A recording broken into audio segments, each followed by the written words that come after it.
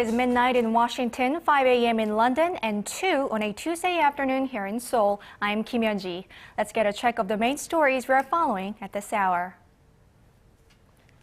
The number of poultry farms in the southwestern part of the country that have ducks infected with the H5N8 strain of avian influenza keeps rising, and this has stoked fears that the virus could spread nationwide. Millions of angry credit card holders in Korea are flocking to banks and credit card company offices to demand assurances that recently leaked personal data about them won't be misused, as financial regulators work around the clock to minimize the damage. Plus, the UN withdraws its invitation for Iran to attend this week's Syria peace conference after Tehran, a major backer of Syrian President Bashar al-Assad, refuses to support a previously agreed-on plan to form a Syrian transitional government. But let's start with the bird flu scare in Korea. So beginning with the latest on the bird flu outbreak here in Korea, the number of confirmed cases is on the up and up, raising fears that the virus may have spread nationwide. Our Kwon So-ah has the latest. Fears of a nationwide bird flu outbreak in Korea are growing. Disease prevention authorities said on Tuesday that they now suspect an avian influenza infection on a duck farm in the southern city of Cheongup in Jeollabuk-do province. If their suspicions prove true, it would be the first case of AI infection outside of Gochang and Buan counties, the source of the recent AI outbreaks, meaning the risk of the birds carrying the virus to other places has increased. Earlier in the day, authorities confirmed that the number of poultry farms in Buan and Gochang that have ducks infected with the highly pathogenic H5N8 strain of avian influenza has risen to 4. The same strain of the virus was confirmed in a group of dead wild ducks found in a reservoir near a poultry farm in Gochang on Monday. Officials say this, as well as several more reports of suspicious cases, increases the chance that migratory ducks are the source of the bird flu outbreak. More specifically, they are pointing to a type of duck called the Baikal teal, which is said to have flown into the country from Russia for the winter. Korea has a total of 37 wintering sites for migratory birds. As a preventive measure, the Ministry of Environment has said it will track the Baikal teal's route via GPS. The Ministry of Agriculture, Food and Rural Affairs has decided to kill all poultry within 500 meters of the infected farms and has expanded the number of sterilization locations. Meanwhile, with H5N8 making its first appearance in the nation, there have been questions about whether the virus can be transferred to humans. Health authorities say that there have been no cases of H5N8 infecting humans worldwide. Food products are also said to be safe because there is a very slim chance that the infected products have or will enter the market. And even if they do, the virus is destroyed once cooked at 75 degrees Celsius for at least 5 minutes. Nevertheless, sales of poultry products have dropped significantly over the last couple of days. Kwon So-ah, ARIRANG News. Korea's financial institutions have been rattled by the nation's biggest ever information leak, and the firms in question are struggling to placate thousands of furious customers. The country's financial regulators have vowed to take appropriate punitive action and to prevent further damage. Our Kim Young-gil has more. Thousands of angry customers are swarming into their banks for a second straight day on this Tuesday to get their credit card details changed and to file complaints about the bank's mismanagement of their personal information. Concerns arising that customers' information may have fallen into the hands of scammers, with reports emerging that suspicious and unintended financial transactions have been made on accounts. The leak is one of the worst in the country's history, with the personal data, bank account details, addresses and credit ratings of millions of people now out in the open. The three card firms KB Card, NH Card and Lotte Card say they will fully cover any financial losses suffered by their customers from scams linked to the data leak. The Financial Supervisory Service and the Financial Services Commission plans to form a joint task force with the three firms to prevent further damage to victims and also toughen regulations for data breaches to counter possible crimes using the stolen data. Financial regulators will also punish the banks involved for their management failures. The firms have vowed to issue new cards to affected users and compensate for all financial and mental damages card users may have suffered. This information leak comes less than 1 month after the personal data of some 130,000 Standard Chartered Bank Korea and Citibank Korea customers was stolen. Kim Hyung-gil, ARIRANG News. Meanwhile, the government says that on Wednesday, it will announce countermeasures to stop similar data leaks from recurring, as well as toughen penalties for those involved in leaking data. The number of bogus websites of financial institutions with malignant codes that dupe people into revealing their bank or credit card information has risen 79-fold in just 2 years.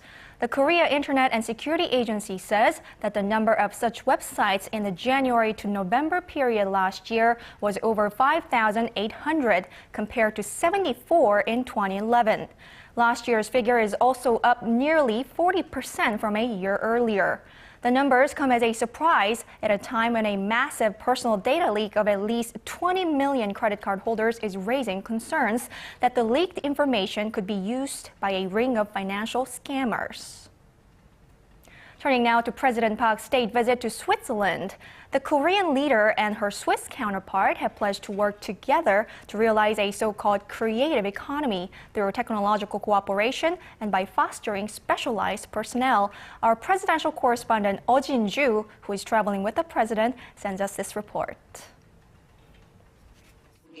Cooperation in the sectors of industrial technology and education dominated summit talks Monday between President Park and President of the Swiss Confederation, Didier Burkhalter. The two leaders recognized the need to couple Switzerland's top-notch technology in precision machinery, chemical, nano, and bio industries with Korea's advanced manufacturing skills, a crucial point of cooperation in realizing the so-called creative economy. 스위스는 세계적인 기초과학 강국이고 또 한국은 IT와 응용 기술이 발달한 나라라서 양국의 협력이 서로에게 큰 도움이 될 거라고 생각합니다. Out of the 11 MOUs and 1 agreement that were signed during the president's state visit, 3 were on technology cooperation. President Park also sought ways to harness the strengths of Korean and Swiss education to foster specialized personnel that can work well within the creative economy. Switzerland is well known for its educational system, which is based heavily on apprenticeship. Most high school students are trained in vocational schools called Berufsschule, where they spend 3 to 4 days a week in companies to gain experience in industrial settings. An MOU was signed between the two nations to provide opportunities for graduates of Korea's vocational high schools or Meister schools employed in Swiss companies operating in Korea to receive vocational training in Switzerland for a year. There are also a number of MOUs signed to boost trade and investment, including a social security agreement that would relieve Korean and Swiss employees working in each other's countries from double taxation. It wasn't just the economic topics that topped the summit agenda. The Swiss leader promised to throw full support behind Seoul's efforts to maintain stability on the Korean peninsula and persuade North Korea to denuclearize. Oh Jin-ju, ARIRANG News, Bern. The Korean trade official who was kidnapped in the Libyan capital of Tripoli on Sunday is safe, according to an official from Korea's foreign ministry, though he did not specify how the information was obtained. The official said the government is preparing for anything, but cannot say whether the act was politically motivated. Han Seok-woo, the head of the local branch of the state-run Korea Trade Investment Promotion Agency, was abducted by 4 armed men on his way home from work on Sunday evening, local time. The identity of Han's abductors is yet unknown, but there is speculation that Al-Qaeda may be involved. The United States may send its special envoy to North Korea, Robert King, to seek the release of jailed Korean-American missionary Kenneth Bae. Following Bae's press conference in Pyongyang on Monday, a U.S. government official told Reuters that Washington sees Pyongyang's willingness to let Bae meet with reporters as a sign that it's considering releasing him. The U.S. has reportedly asked North Korea if it could send Ambassador Kim to Pyongyang and is waiting for a response. This comes after Pae is reported to have held a press conference urging Washington to stop linking any smear campaigns against the North Korean regime with him, adding that Pyongyang has not violated his human rights in any way. U.S. Deputy Secretary of State William Burns, who is visiting Seoul this week, says North Korea's recent peace offensive is a cause for concern that could be an early indicator of provocations to come. Our Hwang Sang-hee has the details. North Korea has seemingly been on a peace offensive in the new year. But visiting U.S. Deputy Secretary of State William Burns says the regime's tendency to have a sudden change of attitude worries Washington. Well, I think the United States and our friends here in the Republic of Korea share a lot of concern about the recent behavior of the DPRK leadership and the dangers of further reckless behavior and provocation in the future. There was a dramatic change in Pyongyang's attitude towards Seoul after North Korean leader Kim Jong-un's once powerful uncle Jang Sung-taek was executed late last year. Following its proposal last week to end all cross-border slandering, Pyongyang has persistently expressed a strong will to improve inter-Korean ties. South Korea scoffed at the offer, with President Park Geun-hye telling the government to remain vigilant as the North engages in its propaganda offensive. After a meeting with South Korea's first Vice Foreign Minister Kim Kyu-hyun in Seoul on Tuesday, Burns reaffirmed Washington's commitment to its ally. I express once again the strong American support for President Park's principled approach to the DPRK and stressed once again the strong American support for the defense and security of the Republic of Korea. Burns, who now heads to China, says demonstrating solidarity between Seoul and Washington is the best way to respond to any unpredictable actions taken by the North Korean leadership. Hwang Sang-hee, ARIRANG News. Korea's foreign ministry on Monday strongly condemned remarks made by a top Japanese official who called Korean independence fighter Ahn Cheol-soo a terrorist. Earlier in the day, Japan's Chief Cabinet Secretary Yoshihide Suga said that Ahn was a terrorist in response to the opening of a memorial hall to honor the Korean hero in the Chinese city of Harbin. The foreign ministry said it was shocking that a person who speaks on behalf of the Japanese government made such ignorant remarks that go against history. It said that Ahn is a highly respected figure not only in Korea but around the world for the sacrifice he made to achieve peace in Asia. In 1909, Ahn shot and killed Hirohito Ito, the Japanese governor of Korea at the time. The ministry said Ito was the main culprit who led Japan's invasion of Korea and accused the Abe administration of glorifying Japan's imperialistic past.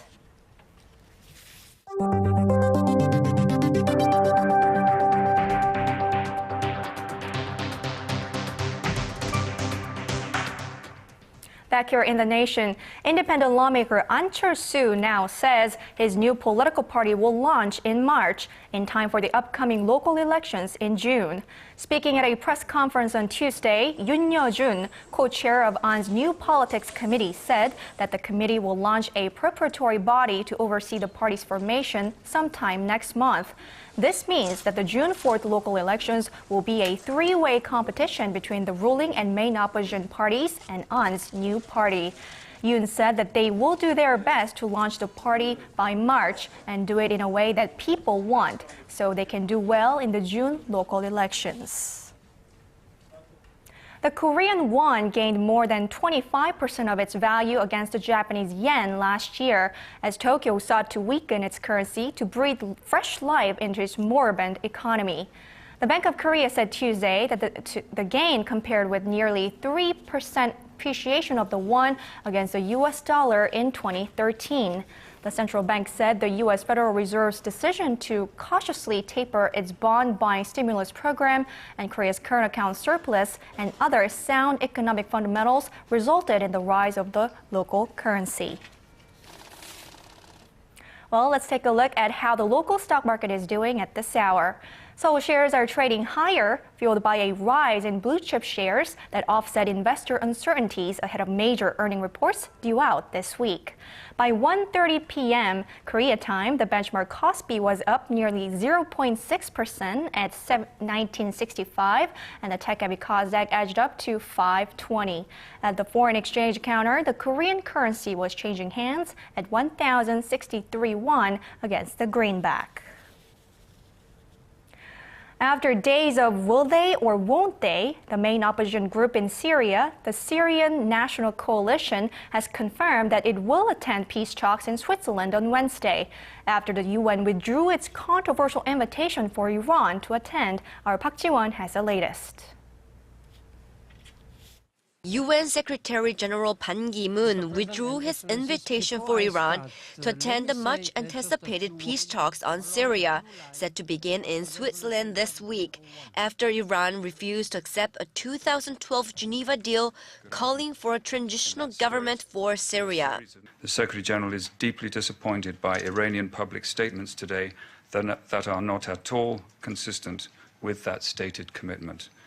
Given that it has chosen to remain outside that basic understanding, he has decided that the one-day Montreux gathering will proceed without Iran's participation.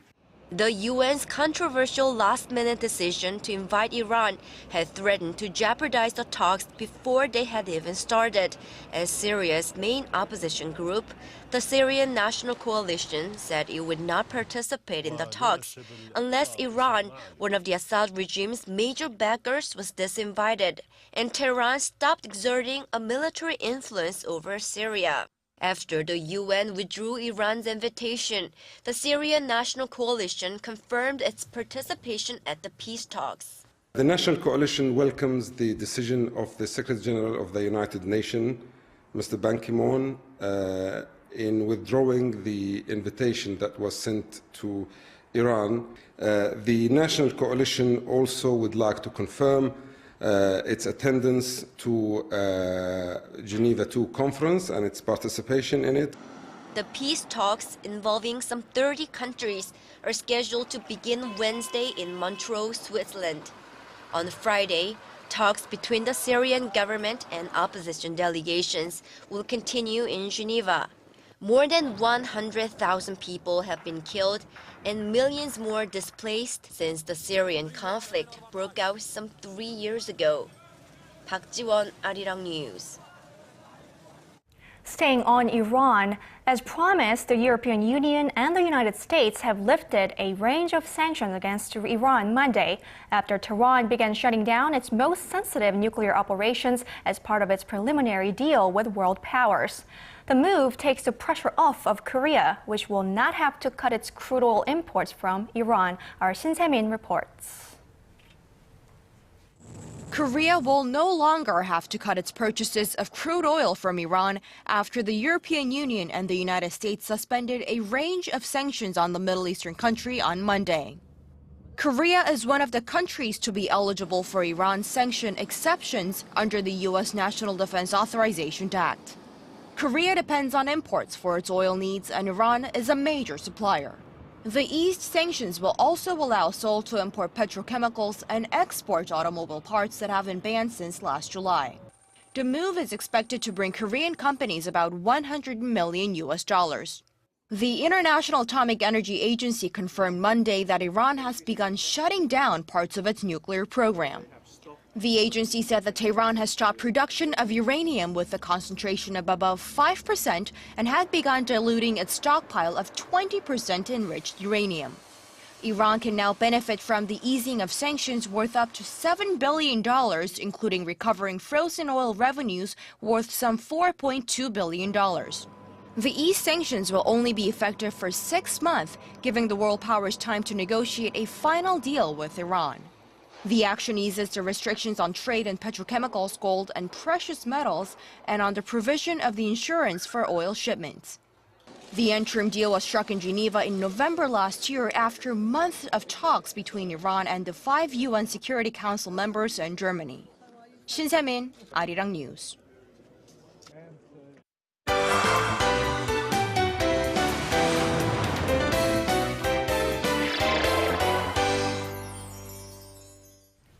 And now for our regular arts and culture segment with Lee Tae-ho.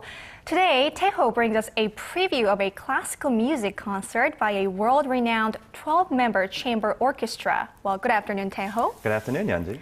So, I hear that this orchestra that will be in town is famous for its rendition of Baroque classics. Am I correct? That's right. Now, this orchestra is very well known for their renditions of Baroque classics, but especially well known for their rendition of Vivaldi's The Four Seasons, which they were actually the first to record into an album. So let's go ahead and take a look at what orchestra this is and when they'll be performing right here in Seoul.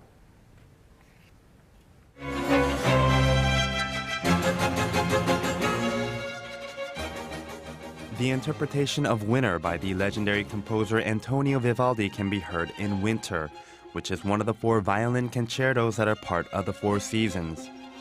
And that is a work that the 12-member chamber orchestra Imujichi is most famous for. And their first performance of the new year will be held right here in Korea. Aside from their rendition of Vivaldi's The Four Seasons, they are also known for their interpretations of Baroque music, as well as more contemporary works of music.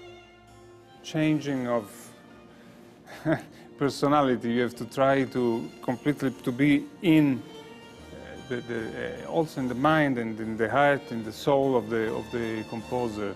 Having been the first orchestra to record Vivaldi's The Four Seasons in 1955, Imujichi's rendition of the album is one of the best-selling classical albums of all time, with over 25 million copies sold. It's a wonderful music written for violin. It's very strongly connected with the past with the history of the group, of course, because they were the first who played the piece all over the world. It is an orchestra that has settled for nothing but perfection during their 62 years in existence. They were in concert for the first time here in Korea in 1987 and have since continued to perform over the years around the world and here in the country. When Imujichi performs here in Korea, at times they perform in traditional Korean outfits as well as performing their own renditions of the classic Korean song, ARIRANG. They have continued success because they please Korean audiences. Imujichi will be performing in concert halls all across Korea and will be wrapping up their tour right here in Seoul with a 2-night performance on the 24th and 25th of January at the Seoul Arts Center in southern Seoul. Oh, what a wonderful winter treat for Korea fans of classical music. But I noticed that there was not a conductor for this 12-member chamber orchestra. And I think that's one of the interesting things about Imujichi because they are a conductorless orchestra. They do, however, have a leader, and one of the founding members and the first leader of the group, Felix Ayo, he mentioned that with Imujichi, it seems like making music is a democratic experience. So everybody is involved in the making of these concerts for them. Very interesting indeed. And having one of the finest chamber orchestras here in Korea playing, that's such a treat for all the fans here in Korea. So you have another preview of performance with music as well? That's right. Now, this next piece that I'll be telling you about is actually a musical production that is based around the true life events or the true life mystery of a very famous author. The mystery is yet to be resolved, so let's go ahead and take a look at what is making waves. Famed author Agatha Christie is renowned worldwide as perhaps one of the most well-known writers of the 20th century, to the point that she is included in the Guinness Book of World Records as the best-selling novelist of all time. She sold roughly 4 billion copies of her novels, which makes her books the 3rd best-selling publications of all time, after the Bible and the works of William Shakespeare. She is known for her mystery novels, but to this day she remains the centerpiece of a true life mystery that has yet to be solved, surrounding her disappearance in 1926. And now she is the subject of a musical that bears her name and explores what may have happened and how and why she disappeared. The musical Agatha is the 8th installment of the Kim Soo-ro project by actor and producer Kim Soo-ro. For this edition, he has teamed with famed director Kim Tae-young to produce a mystery musical that seeks to convey the events surrounding the disappearance of Christie, as well as her psychological state at the time. So what really happened during Agatha Christie's 11-day disappearance that turned the whole world upside down? Perhaps the world may never know for sure, but the musical Agatha provides an interesting and entertaining explanation with enough plot twists to make even the famed mystery novelist proud. Agatha is currently running at the Dongguk University Lee-hae-rang Arts Theater in central Seoul until the 23rd of February. Well, I would have to say it's a very interesting mystery musical. That's right, and it's also more interesting because this is something that the author, Agatha Christie, never ever talked about in her lifetime. So it'll be intriguing to watch as well. That's right. Well, Teo, thank you so much for your report today. All right. We'll see you again tomorrow. Okay.